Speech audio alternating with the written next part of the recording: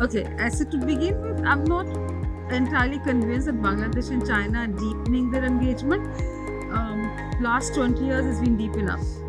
But what is different now is from the previous phase that we were kind of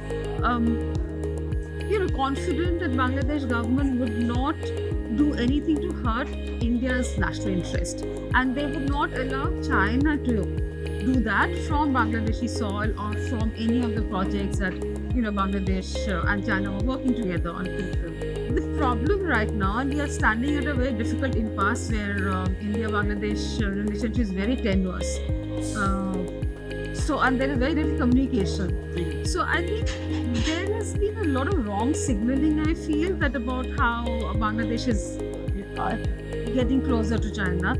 And, expressions like the Dalmonihad air base, which I know is not going to happen.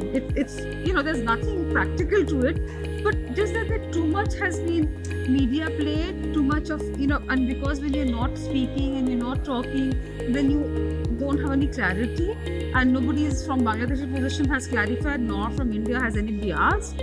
So I think these are the miscommunication problem which is occurring just now.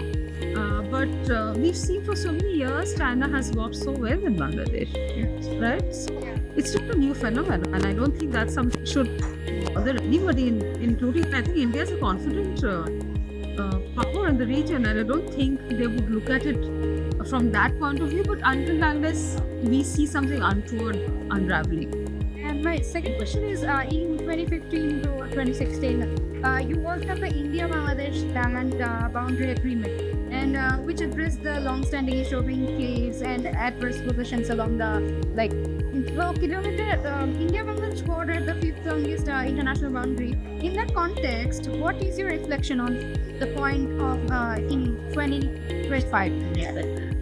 Yes, that was a very difficult border agreement, but both of them worked together to come to a conclusion which took them so many years. So clearly, even most difficult situations can be resolved when you put your minds together.